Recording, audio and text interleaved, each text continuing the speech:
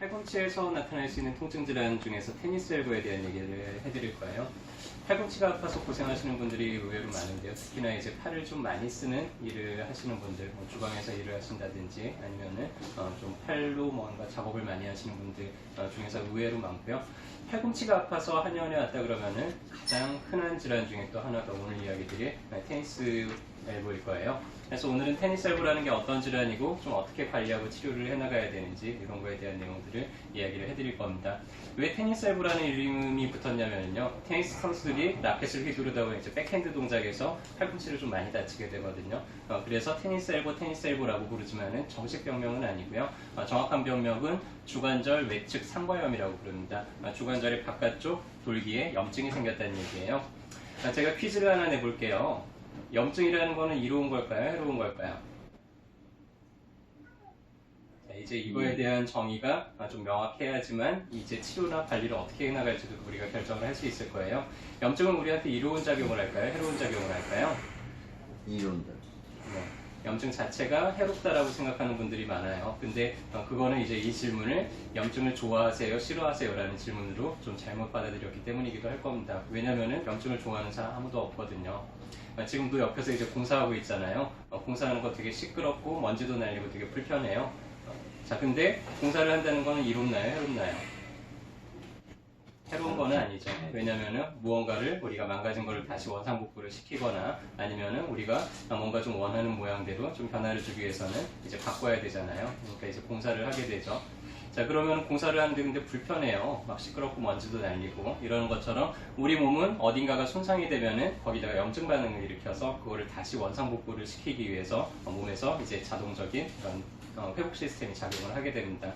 그래서 어느 정도 염증 반응이 충분히 이 손상을 다 회복을 시키고 나면 염증 반응은 저절로 사라질 거예요. 자, 그러면 이제 염증 반응을 중단을 시켜야 될까요? 그냥 일단은 좀 참고 기다려야 될까요?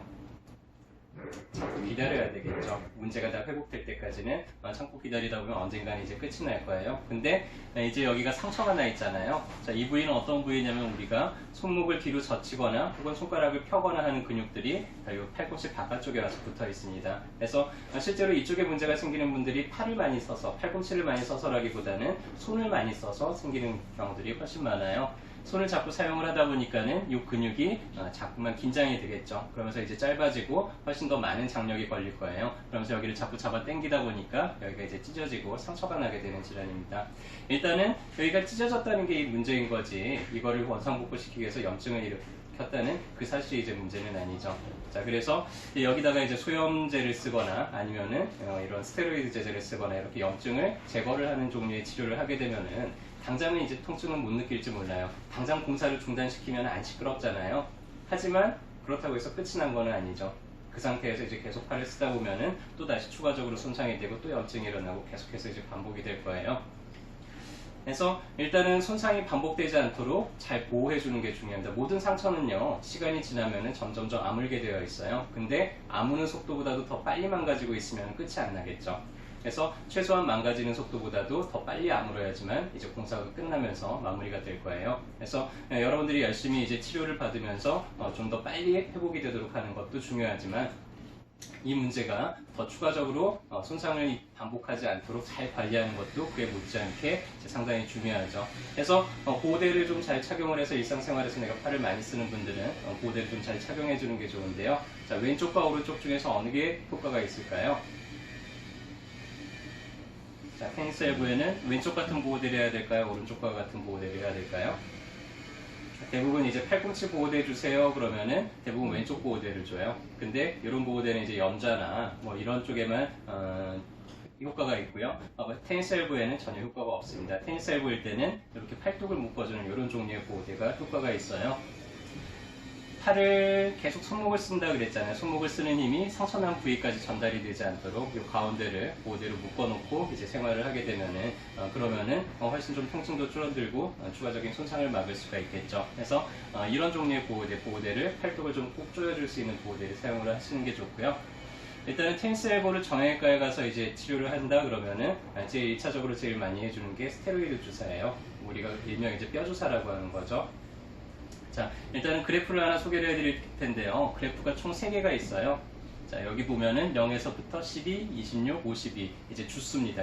52주라 그러면 1년이죠. 26주라 그러면은 이제 반년이고요. 12주라 그러면 3개월이죠. 그 다음에 회복되는 정도예요. 세로축은. 제일 밑에 있는 요 굵은 실선으로, 점선으로 된 거를 보면은 이게 한 반년 정도 지나니까 한 80%까지 회복이 됩니다. 한 1년 정도 지나니까는 한 80 몇 프로 정도 회복되고 이제 회복이 끝나죠. 이게 뭘 한 거냐면 아무것도 안 한 거예요. 그냥 아픈데 그냥 참고 기다린 거예요. 자, 그 다음에는 좀 가느다란 실선이 있어요. 거의 아무것도 안 한 거하고 비슷하게 가는데 조금 더 낫습니다. 이게 뭘 한 거냐면 열심히 이제 물리치료 받고 그렇게 해준 거예요. 근데 크게 차이가 나지는 않죠. 자, 이제 세 번째로 이 실선을 볼게요. 실선은 갑자기 확 좋아졌어요.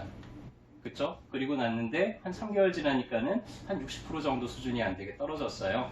그리고 반년 지나고 1년이 지나고 나서 보니까는 아무것도 안 하느니만 오히려 더 못한 결과가 되어 있습니다. 이게 뭘 한 거냐면은 뼈주사를 맞은 거예요. 뼈주사라는 거는 염증을, 스테로이드라는 거는 염증 차단 물질이에요. 그래서 염증 반응이 막 일어나고 있는 거를 바로 멈춰버립니다. 그러니까 이제는 공사를 멈췄으니까 전혀 안 시끄럽겠죠. 먼지도 안 날리고 불편함이 사라졌을 거예요. 염증 반응이 사라지니까는 통증도 사라지고 부종도 사라지고 합니다. 근데 조직이 회복이 된 거는 아니죠. 조직은 아직 회복이 덜 된 상태에서 공사를 중단을 시켰기 때문에 통증은 없을지 몰라도 이제 그 상태에서 계속 사용을 하다 보면 오히려 더 많이 망가지게 되어 있죠. 해서 보통은 이제 뼈주사를 맞더라도 같은 정형외과에서 3번 이상 놔주지 않아요. 잘. 왜냐하면 주사를 놔줄 때도 되도록 보존적으로 이제 치료를 하자고 하는 편이고요. 근데 이제 뼈주사를 맞으면 좋으니까 환자들이 자꾸 가가지고는 그때 그 주사 맞고 한 3개월 안 아팠으니까 또 맞고 싶다라고 이제 요구를 합니다. 그러면은 어쩔 수 없이 이제 또 놔주죠. 그러면 이제 한 2달 정도 안 아프다가 또 다시 아파져요. 그래서 또 맞아요. 그러면 이제 한 달도 안 가서 또 다시 아파지고 이런 게 이제 반복이 되게 되는데 3번 이상 맞게 되면은 조직이 많이 와해가 돼 버려요. 그래서 나중에는 자연 회복이 너무나 어려워지기 때문에 가급적이면은 스테로이드 주사는 사용하지 않는 게 훨씬 더 좋죠. 차라리 아무것도 안 하는 게 훨씬 더 낫습니다. 한의원에는 이제 이런 분들이 오시게 되면은 일단은 근육을 먼저 좀 치료를 하게 돼요. 근육이 많이 긴장이 돼서 잡아 당기기 때문에 염증이 생긴다 그랬잖아요. 그래서 이 손목신전근을 좀 잘 이완만 시켜주더라도 그러더라도 이 손상이 좀 더 빨리 회복되게 하는데 도움이 될 수가 있어요. 그래서 집에서는 팔을 쭉 펴고요. 이렇게 팔꿈치를 쭉 손목을 구부려주는, 그럼 여기가 좀 당기는 느낌이 나죠. 이런 식의 이제 스트레칭을 많이 해주시는 게 도움이 되고요. 근데 이렇게 하면 이제 상처가, 손상이 좀 잡아 당겨질 수 있기 때문에 팔꿈치를 구부린 상태에서 이렇게 손목을 구부려줘 훨씬 좀 더 안전하게 그렇게 스트레칭을 할 수가 있습니다. 혹은 이 손목신전근 요 부위를 눌러보면 되게 아플 거예요. 상처난 이 팔꿈치 근처에서 누르면 절대로 안 됩니다. 상처난 부위가 아닌 그 앞쪽에 이 근육을 좀 이렇게 탱탱하게 만져주면 이 근육을 좀 잘 문질러줘서 이걸 풀어주면은 그러면 훨씬 좀 상처를 빨리 회복시킬 수가 있고요. 또 손상 회복을 좀 더 빨리 하기 위해서 이제 한의원에서는 공침을 좀 많이 사용을 하게 되는데 아까 이야기했던 스테로이드 주사하고는 원리가 정반대예요. 공침은 오히려 염증을 더 확 일으킵니다. 그래서 공사가 더 활발하게 진행이 되도록 해서 훨씬 좀 손상이 더 빨리 회복되도록 하는 그런 특징들이 있고요. 그래도 잘 안 낫는 분들은 정형외과에서는 이제 이게 사용을 하지 말라고 아무리 얘기를 해도 일을 하시는 분들이 사용을 안 할 수가 없잖아요. 그래서 계속 사용을 하니까 같은 문제를 가지고 몇 년씩 계속 고생을 하는 분들도 꽤 많습니다. 그래서 어떤 정형외과 선생님들은 아예 캐스트를 해버려요. 여기에다가 이렇게 깁스를 해가지고는 아예 꼼짝을 못하게 만들어서 이게 다 아물 때까지 이제 기다리게 하는데, 혹은 너무 심하면은 이제 째고 거기를 꼬매는 수술을 하게 됩니다. 근데 그렇게 되면은 이제 한 6주 정도 이제 팔꿈치를 고정을 시켜놔야 돼요. 근데 그 정도 고정하고 나면은 팔꿈치 관절이 굳어버리니까 이제 잘 안 움직이고, 이걸 다시 원상복구 시키는데 또 한 6개월 정도 재활 훈련이 필요하고 꽤 이제 골치가 아프고 좀 공사가 길어지죠. 근데 그렇게까지 하지 않더라도 매선이라는 걸로 어느 정도 좀 더 빠르게 아물도록 할 수가 있는데, 매선이라는 거는 니들에 이렇게 수술용 봉합사가 감겨져 있습니다. 해서 그거를 상처난 부위에다가 정확하게만 잘 심어주더라도 그 실의 장력에 의해서 상처가 아주 빠르게 아물도록 그렇게 유도를 할 수가 있죠. 그래서 매선을 하고 나면 이틀 정도는 손을 못 쓸 정도로 막 이렇게 많이 뻐근하고 아파하는 분들이 있는데요. 그런데 그러고 나서 한 3, 4일 정도 지나고 나면은 상당히 좀 많이 사용하기가 좀 가벼워지고 이렇게 좋아지게 됩니다. 해서 훨씬 좀 더 안전하고 좀 더 빠르게 이제 상처를 회복시킬 수 있는 치료 방법들이 한의원에 많이 있고요. 일단은 내가 테니스 엘보로 진단을 받았어요. 그러면 이런 분들이 하지 말아야 될 동작들이 몇 가지가 있는데, 대체로 물건을 이렇게 잡아서 드는 동작을 하게 되면은 힘이 내가 상처가 난 부위로 가기 때문에 물건을 들 때는 이렇게 찝어서 들기보다는 이렇게 안쪽에서 받쳐서 드는 게 좋습니다. 그렇게 하면은 힘이 이 안쪽으로 가기 때문에 상처를 좀 보호를 할 수가 있고요. 두 번째로 또 많이 빈번하게 일어나는 동작이 비트는 동작이에요. 뭐 걸레를 짠다든지 행주를 짠다든지 병뚜껑을 돌려서 딴다든지, 아니면 심지어는 이제 문고리를 잡아 돌릴 때도 이 힘이 상처가 있는 부위 쪽으로 가게 되어 있기 때문에 비트는 동작 같은 거 최대한 좀 자제를 해주시고요.